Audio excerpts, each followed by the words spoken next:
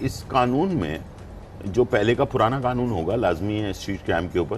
کیا چینجز نہیں کرنی چاہیے؟ تھوڑا سا چینج کر کے قانون ہمارے پاس وہی 1860 کا جو بنا ہوا ہے بہترین قانون ہے، اس پہ امپلیمنٹ ہونا چاہیے، اس کے اندر ہر چیز ہے، اس میں تبدیلیاں بھی آ رہی ہیں جو نا ٹھیک ہے، جو چھوٹے بچے پکڑے جاتے ہیں اس کے جنائل کوٹیں بنائی گئی ہیں، ان کے لیے اسپیشل جج بیٹھے ہوئے ہیں، ان کو کیسز چلائے جاتے ہیں۔ تو باقاعدہ منظم طریقے سے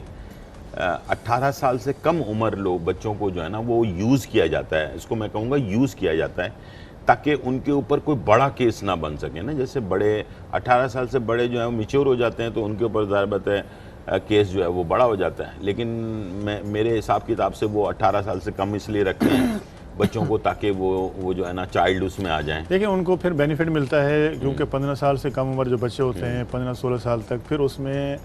ایک تو جنائل کوڈ میں وہ کیس جاتا ہے، پھر جنائل اوفینڈر ہونے کا جو ہے نا وہ کوڈ اس کو بینیفٹ دے دیتے ہیں، اس کی ضمانتیں ہو جاتی ہیں یا پھر ان کو چھوڑ دیا جاتا ہے، پروبیشن کے اوپر ریلیز کر دیا جاتا ہے کہ تاکہ جو ہے نا وہ پروبیشن آفیسر کے ساتھ رہ کے جو ہے نا وہ سزا اپنی جو ہے نا ہم اس کو کمپلیٹ کر لیں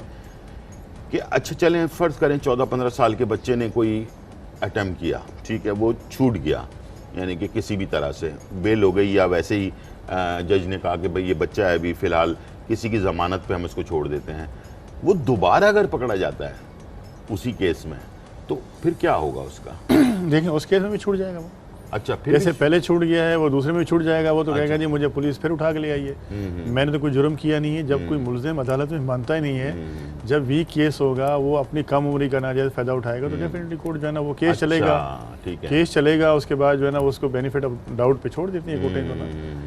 لیکن اس طرح تو بہت سارے بچے ہیں جو روزانہ آئے دن جو ہے نا وہ ایک جرم میں پکڑے جاتے ہیں، پھر ریلیز ہوتے ہیں، پھر دوسرے میں پکڑے جاتے ہیں، ان کے ایک گروہ ہیں، یہ جیلوں میں جاتے ہیں جو ہے نا وہاں سے پھر چھوٹ کے آتے ہیں، اس کے بعد پھر آ کے وارداتیں کرتے ہیں۔ اس لیے کہ اور بڑے جیسے آپ نے کہا کہ جیل میں جانے کے بعد جب بندہ باہر نکلتا ہے تو اور بڑا کرمنل بن جاتا ہے، جی بالکل، جو ہے نا اس کے روابط بڑھ جاتے ہیں، اس کا خوف ختم ہو جاتا ہے، پھر اس کو جو ہے نا وہ پولیس کا پتہ چل جاتا ہے، اس کو کورٹ کا پتہ چل جاتا ہے، جیل کا پتہ چل جاتا ہے، جب وہ ریلیز ہوتا ہے تو اس کے بالکل مسئلہ نہیں ہوتا جناب، پھر وہ وہی جا کے ایکٹیویٹی کرتا ہے۔ تو ان کو اچھا شہری بنانے کے لیے ان کو پر نظر رکھنی پڑے گی، پیرنٹس کو بھی دیکھنا پڑے گا کہ ہمارا بچہ کس ایکٹیویٹی میں انوالو ہے۔ ٹھیک ہے، اور دوسرا یہ کہ جیسے کہ یہ پورا گروپ ہوتا ہے تو اس کا کوئی نہ کوئی ہیڈ تو ہوتا ہوگا نا، اس لیے کہ دیکھیں عام چھوٹی سی چوری کے لیے یا کچھ گھر میں کچھ مسئلہ ہو گیا یا کسی بندے نے ذرا غلطی سے اس سے کوئی غلطی ہو گئی تو اس کے لیے ہمیں وکیل کرنا پڑتا ہے، تھانے جانے پڑتا ہے، جیل جانا پڑتا ہے، تو ان کو اتنی آسانی سے چھوٹنے کا مقصد یہ ہے کہ ان کے پیچھے کوئی نہ کوئی ہوتا ہوگا بڑا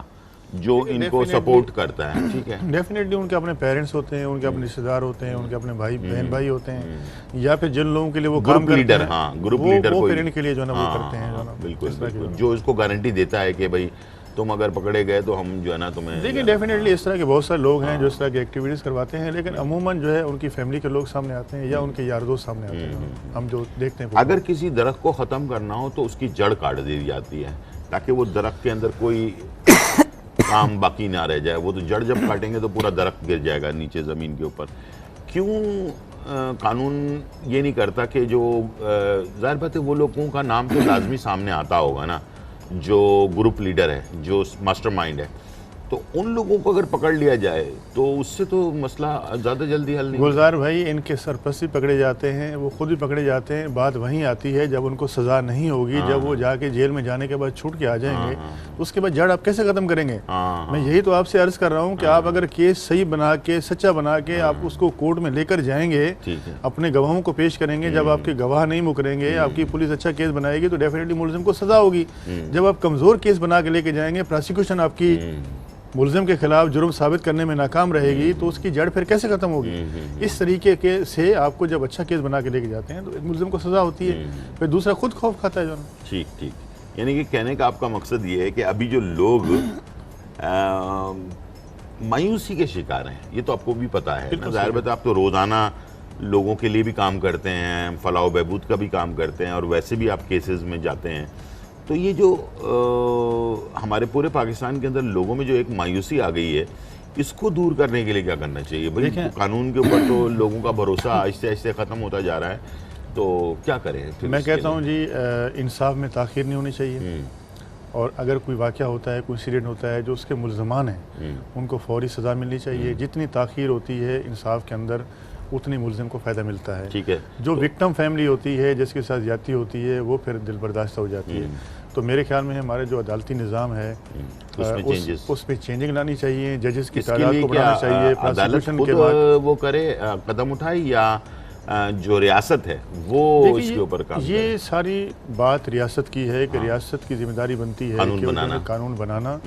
اس کے بعد جوڈیشری کو مضبوط کرنا, اس کو فیسیلیٹیٹ کرنا اور لوگوں کو انصاف فراہم کرنا. اور اس کے علاوہ ہمارے جو قانون نافذ کرنے والے ادارے ہیں ان کی بہت بڑی ذمہ داری بنتی ہے کہ ہمارے ملک کے اندر, ہمارے شہر کے اندر جو لا اینڈ آرڈر کی سچویشن ہے اس کو کنٹرول کریں, اور جو کرمنلز لوگ ہیں ان کے خلاف کیسز بنائیں, جینین کیسز بنائیں, ان کو سزائیں دلوائیں. ہمارے پراسیکیوشن کے محکمے کو مضبوط ہونا چاہیے. پراسیکیوشن اگر ہماری مضبوط ہوگی تو یقیناً ملزمان کنوکٹ ہوں گے, ان کو سزائیں ملیں گی اور جرائم کا خاتمہ ہوگا. بات کر کے جو لب لباب یہ ہے, ریاست کو قانون میں تبدیلی لے کر آنا چاہیے اور سخت قانون بنانا چاہیے اور اس کو امپلیمنٹ بھی کروانا چاہیے. جن لوگ جو ادارے ہیں جن سے کروانا ہے انہوں نے, تو جیسے انہوں نے کہا کہ بھئی سختی سے عدالت نے بولا کہ بھئی جاؤ جا کر ریکوری کر کے لے کر آؤ, تو 3 دن میں جو 3 مہینے میں بچی ریکور نہیں ہوئی تھی وہ 3 دن میں ہو گئی. تو اس کا مطلب یہ ہے کہ ہر ادارے کو اپنی جگہ پر رہتے ہوئے سختی سے جو ہے نا اس کے اوپر عمل کریں گے, تب جا کر یہ انصاف کا نظام جو ہے نا وہ بہتر ہوگا. کوئی میسج اگر آپ دینا چاہیں لوگوں کو؟ دیکھیں, میرا میسج یہی ہے کہ جہاں پہ آپ کو جرم ہوتا ہوا دیکھیں, آپ اس کی نشاندہی کریں, آپ پولیس کو بتائیں, متعلقہ تھانے کو اطلاع دیں اور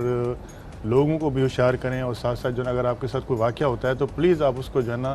رپورٹ ضرور کریں. جو ہے نا بہت سارے لوگ ایسے ہوتے ہیں جو اس واقعے کو رپورٹ نہیں کرتے. اس لیے کہ میں نے کہا نا کہ لوگوں میں سے وہ ختم ہو گئی ہے, اپنا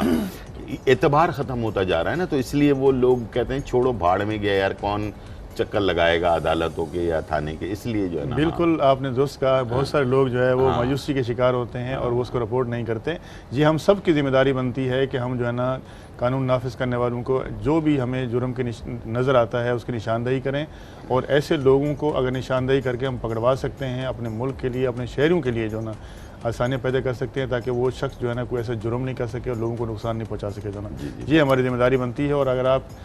کہیں دیکھتے ہیں تو آپ اس کو ضرور رپورٹ کریں گا. جی ایڈوکیٹ لیاقت صاحب, بہت شکریہ آپ کا, آپ آئے اور اتنا بہترین ہم نے ڈسکس کیا. امید ہے کہ آپ لوگوں کو بھی اچھا میسج ملا ہوگا. بریک کی طرف چلتے ہیں اور واپس آتے ہیں, بناتے ہیں بہت ہی مزیدار ریسیپی. چھوٹا سا بریک اور پھر واپس آتے ہیں.